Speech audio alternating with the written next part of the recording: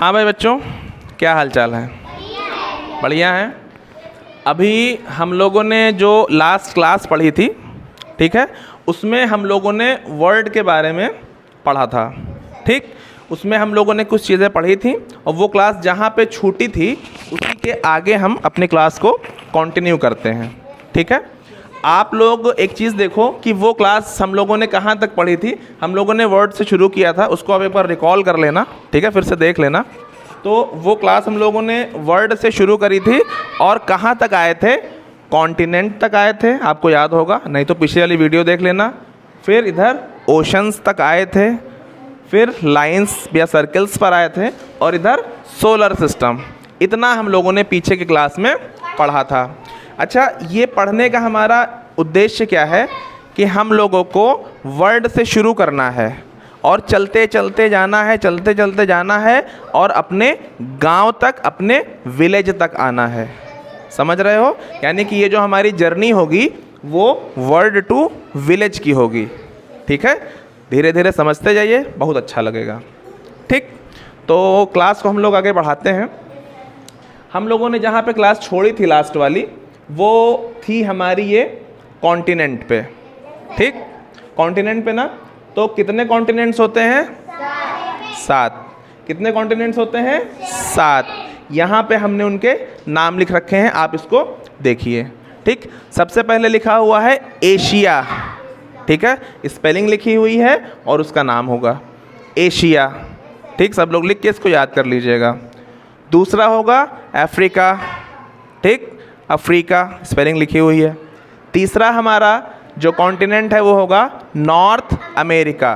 ठीक है, और ये बेटा सबसे बड़ा, उससे छोटा, उससे छोटा, इसी क्रम में लिखा हुआ है। ठीक, तो बहुत ध्यान से, बहुत अच्छे से इसको याद कर लीजिएगा। North America. नंबर 4 हमारा हुआ साउथ अमेरिका। ठीक, नंबर 5 हुआ अंटार्कटिका। क्या हुआ? अंटार्कटिका। नंबर 6 हमारा यूरोप और नंबर 7 हमारा ऑस्ट्रेलिया। ठीक, ये 7 कॉन्टिनेंट्स हमारे सामने लिखे हुए हैं। आप इनको थोड़ा थोड़ा थोड़ा करके लिख लेना, याद कर लेना। ठीक, कोई दिक्कत किसी को?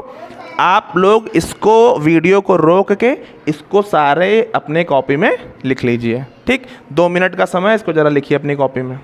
ठीक है जी बच्चों, आप लोगों ने कॉन्टिनेंट्स लिख लिए? Yes sir. अब हम ओशंस पे चलते हैं। ठीक है, कितने ओशंस हैं हमारे पास? 5। यानी कि हमारे वर्ल्ड में 5 ओशंस है या 5 ओशंस हैं। आप लोगों ने नाम भी लिखा, हम एक बार उसको देख लेते हैं। ठीक है, अब ये भी उसी क्रम में लिखा हुआ है, सबसे बड़ा सबसे पहले, उससे छोटा, उससे छोटा और सबसे छोटा। ठीक है, तो सबसे पहला ओशन हम कौन सा पढ़ेंगे बेटा? Pacific ocean. कौन सा ओशन? Pacific ocean. हिंदी में इसको बोलेंगे प्रशांत महासागर। ठीक, वीडियो को रोक के बार बार देख लीजिएगा, लिख लीजिएगा, बस याद हो जाएगा।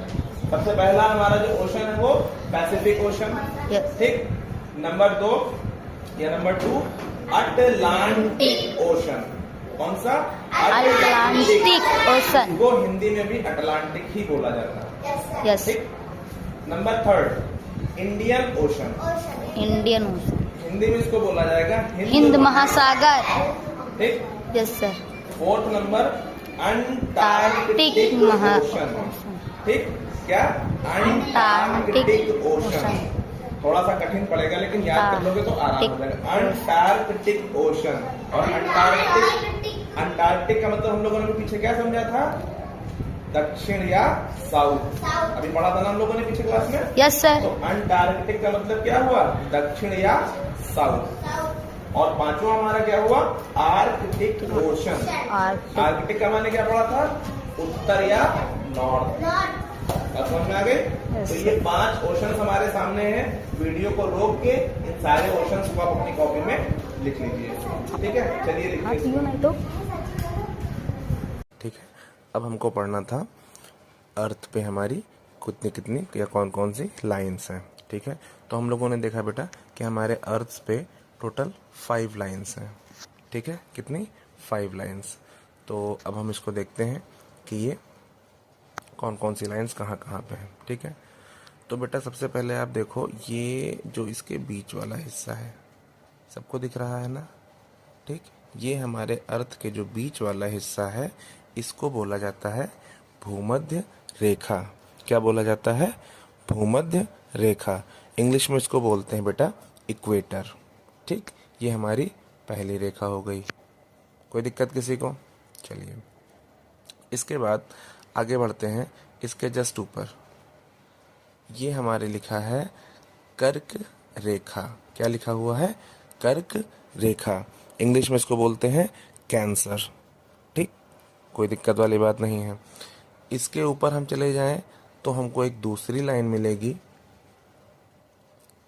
ठीक है बच्चा। इसके ऊपर अगर हम चले जाएं तो हमको एक दूसरी लाइन मिलेगी, उसमें लिखा हुआ है आर्कटिक व्रत, और इंग्लिश में लिखा है आर्कटिक। इतनी बातें सबको समझ में आ रही हैं? 3 लाइनें हमारी हो गई, ठीक। फिर हमने शुरुआत कहाँ से करी थी? भूमध्य रेखा से या इक्वेटर से। अब इसके हम नीचे चलते हैं, ठीक। अब जब हम नीचे चलेंगे तो हमको एक लाइन मिलेगी, लिखा हुआ है मकर रेखा, ठीक है। इंग्लिश में इसको बोलते हैं कैप्रिकॉर्न, ठीक। कोई दिक्कत वाली बात नहीं। सब लोग इसको आराम से बार बार देखिएगा, समझ में आ जाएगा। उसके नीचे हमारी एक लाइन लिखी हुई है, वो लिखा हुआ है अंटार्कटिक व्रत, और इंग्लिश में बोला गया है अंटार्कटिक, ठीक है। क्या इतनी बातें सबको समझ में आ गई? ठीक है। और देखिए बेटा, सबसे ऊपर ये जो है, ये सबसे ऊपर, सबको पता है कि सबसे ऊपर नॉर्थ डायरेक्शन होती है, तो ये सबसे ऊपर जो है, इसको यहाँ पे पॉइंट माना गया है और इसको नाम दिया गया है उत्तरी ध्रुव, या इंग्लिश में नॉर्थ पोल, ठीक। हिंदी में क्या बोलेंगे? उत्तर ध्रुव या उत्तरी ध्रुव, और इंग्लिश में नॉर्थ पोल। कोई दिक्कत किसी को? उसके बाद ये नीचे सबसे जो हमारा दिख रहा है, ये हिस्सा सभी को दिख रहा होगा, ये, इसको हम लोग बच्चा बोलते हैं दक्षिण ध्रुव या दक्षिणी ध्रुव, और इंग्लिश में बोलेंगे साउथ पोल। कोई दिक्कत किसी को? तो इस तरह से हम लोगों ने देखा कि हमारी पृथ्वी पर कितनी लाइंस हुई? 5 लाइंस, ठीक है। शुरुआत हमने कहाँ से करी थी? भूमध्य रेखा से, ठीक। उसके बाद कहाँ पे आए? कर्क रेखा पे। उसके बाद कहाँ पे आए? आर्कटिक रेखा पे। उसके बाद नीचे आए तो मिली हमको मकर रेखा, उसके नीचे आर्कटिक रेखा, और उसके बाद नॉर्थ पोल और साउथ पोल। इतनी चीज़ें हम लोगों ने देख ली, ठीक। कोई दिक्कत किसी को? अब यहाँ पे किसी को अगर दिक्कत लगे कि सर ये चीज़ें जो हमारे सामने लिखी हैं, वो कहीं तो व्रत लिखा है और कहीं तो रेखा लिखी है, इसका क्या माजरा है? तो छोटे बच्चों के लिए तो खैर ये नहीं है, बड़े बच्चे या कोई अगर बड़ा जानना चाहे तो उनके लिए ये है कि पहली बात तो हमारी जो पृथ्वी है वो गोल है, इसलिए पृथ्वी पे कोई भी रेखा, ठीक है, पृथ्वी पर खींची गई कोई भी रेखा व्रत हो जाएगी। आप किसी बॉल पे या किसी गोल चीज़ पे कोई रेखा खींच के देखिए, वो आपको वृत्त ही दिखेगी। तो पहला तो लॉजिक ये हुआ कि यहाँ रेखा लिखा है और वृत्त लिखा है, तो दोनों का मतलब एक ही माना जाएगा, ठीक। दूसरी बात, इंग्लिश की अगर हम करें तो वो हम ये कहेंगे कि यहाँ पे कुछ लिखी हैं कई जगह लाइंस, और जब हम टॉपिक पढ़ेंगे, बुक में पढ़ेंगे, तो वहाँ लिखा होगा ट्रॉपिक।